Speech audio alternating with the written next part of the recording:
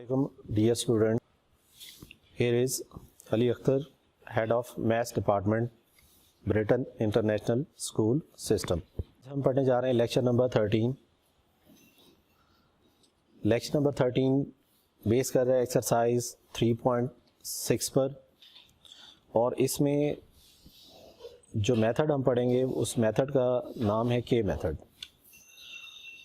तो ये मेथड क्या है कि एक क्वेश्चन को सॉल्व करने का एक वे है, एक वेरिएशन को फाइंड करने के लिए, एक वेरिएशन को प्रूव करने के लिए एक मेथड अडॉप्ट किया गया है जिसमें हमें लेट करके के लेट करना होता है इसको, इसलिए हमने इसको के मेथड का नाम दिया। मतलब प्रोपोर्शन, जो गिवन प्रोपोर्शन है उसको लेकर हमने कोई भी फ्रैक्शन अगर इक्वल प्रूफ करनी है, गिवन प्रोपोर्शन से कोई भी फ्रैक्शन को इक्वल प्रूफ करना है उसकी हेल्प से, तो उसके लिए जो मेथड अडॉप्ट किया जाता है वो के मेथड कहलाता है। अब ये मेथड है किस तरह से, इसके लिए देखें क्वेश्चन नंबर 1 एक्सरसाइज 3.6। यहाँ पर क्वेश्चन नंबर 1 है, if a ratio b equal to c ratio d then show that 4a minus 9b over 4a plus 9b equal to 4c minus 9d over 4c plus 9d। इन दोनों को हमने equal proof करना है, equal show करना है। तो solution देखें कैसे होगा। आपके पास जो प्रोपोर्शन गिवन है आपने उसी से ही कंटिन्यू करना है। देखिए given that a ratio b equal to c ratio d, इसको आपने पहले स्टेप में इसको आपने फ्रैक्शन में लिखना है। पहले स्टेप में पहले इसको आपने फ्रैक्शन में लिख लेना है, a over b equal to c over d, और साथ ही इसको लेट कर लेंगे हम k के इक्वल। इसके बाद दोनों फ्रैक्शंस को अलग अलग लिखें, a over b equal to k अलग लिखना है आपने, c over d equal to k आपने अलग से लिखना है। इस तरह से a equal to cross multiply करने के बाद a इक्वल टू बी के हो जाएगा, और दूसरी साइड पर भी क्रॉस मल्टीप्लाई करेंगे तो c इक्वल टू बी के हो जाएगा। इस तरह हमारे पास जो वैल्यूज़ आ रही हैं वो किसकी आ रही हैं, a की आ रही है बी के इक्वल, और c की वैल्यू आ रही है डी के इक्वल।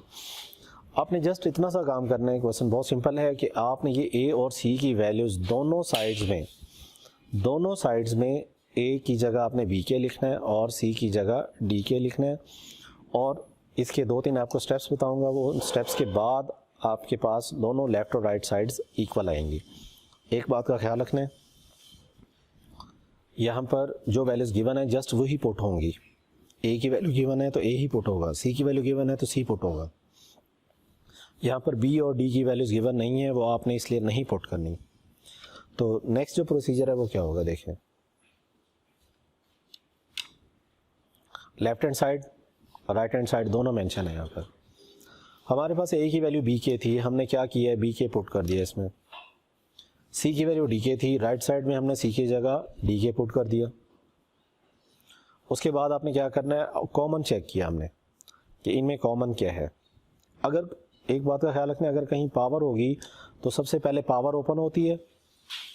जो इसके स्टेप्स हैं वो क्या है कि पहले आपने वैल्यू पुट करनी है, उसके बाद अगर कोई पावर है तो हम पावर ओपन करते हैं, अगर कोई मल्टीप्लिकेशन हो रही है तो पहले हम मल्टीप्लाई करते हैं, और लास्ट पर हम कॉमन लेकर जो न्यूमरेटर डिनोमिनेटर जो फ्रैक्शंस इक्वल आ रही होती है उनको कैंसिल करते हैं, और इस तरह लेफ़्ट और राइट साइड्स इक्वल आ जाती हैं।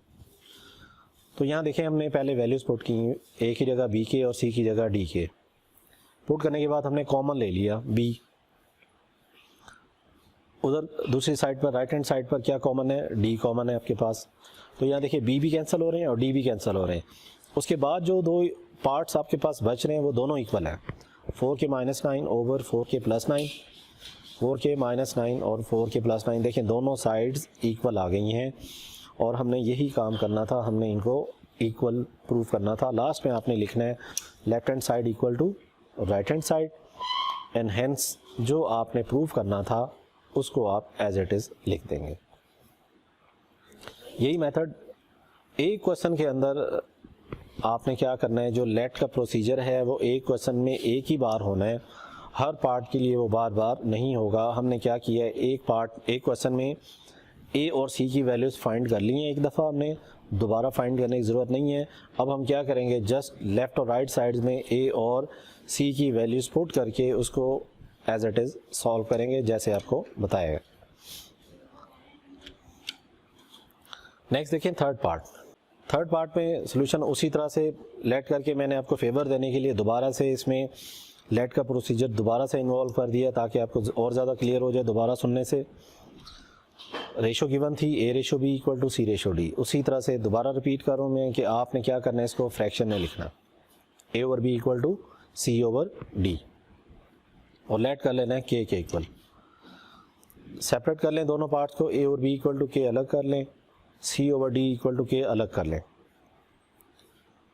इसी तरह क्रॉस मल्टीप्लाई करने के बाद आपके पास ए की वैल्यू बी के और सी की वैल्यू डी की आती है। जैसे हमने प्रीवियस पार्ट में किया, प्रीवियस क्वेश्चन में, कि हमने ये ए और सी की वैल्यूज पुट की हैं लेफ़्ट और राइट साइड में, बिल्कुल एज इट इज़ आपने इनको भी पुट करना है। देखिए लेफ़्ट साइड थी हमारे पास ए ओवर बी, हमने क्या किया, ए की जगह बी के पुट कर दिए, यहाँ पर बी से कैंसिल होकर लेफ़्ट साइड हमारे पास सॉल्व होने के बाद के आ रही है। इसी तरह राइट साइड में हमने ए की जगह पुट कर दिया बी के।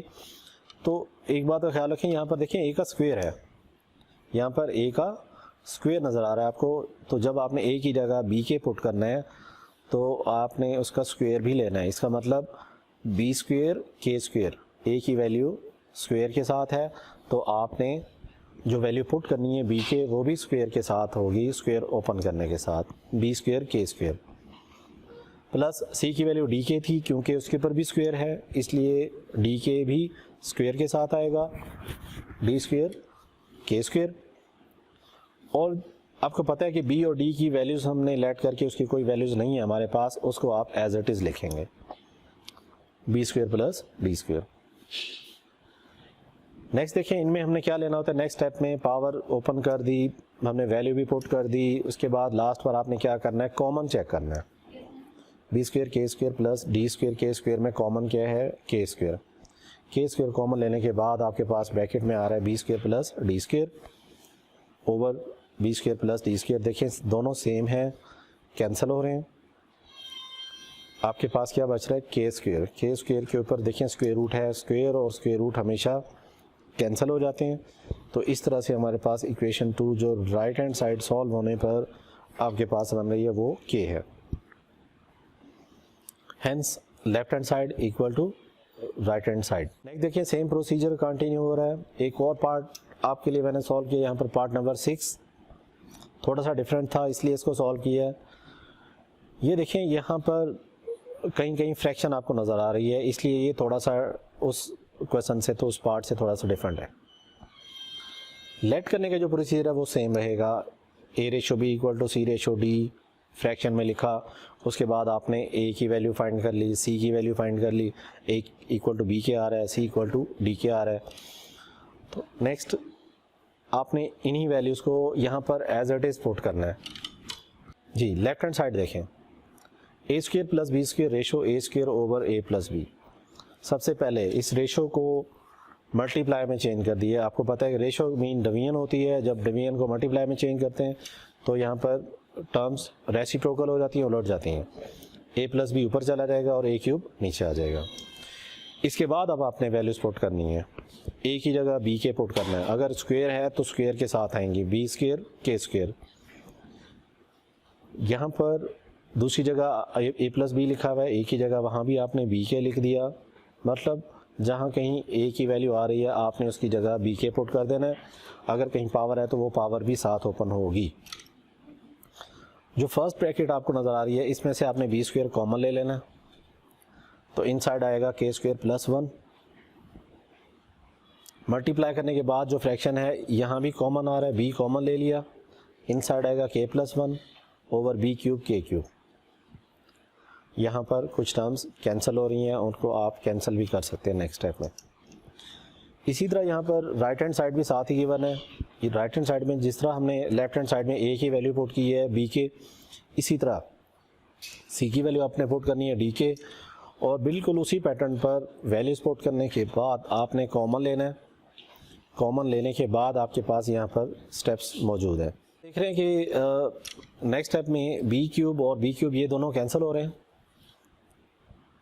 और राइट हैंड साइड में क्या कैंसिल हो रहा है, डी क्यूब दोनों कैंसिल हो रहे हैं। इसी तरह क्या बच रहा है आपके पास 1/k³ इंटू k² + 1 और k+1। इसी तरह राइट साइड में भी 1/k³ k² + 1 और k+1 बच रहा है।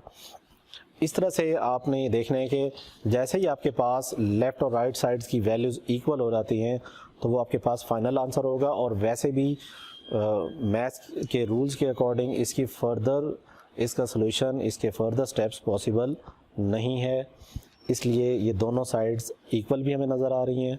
तो यहाँ हम शो कर देंगे कि hence left hand side equal to right hand side.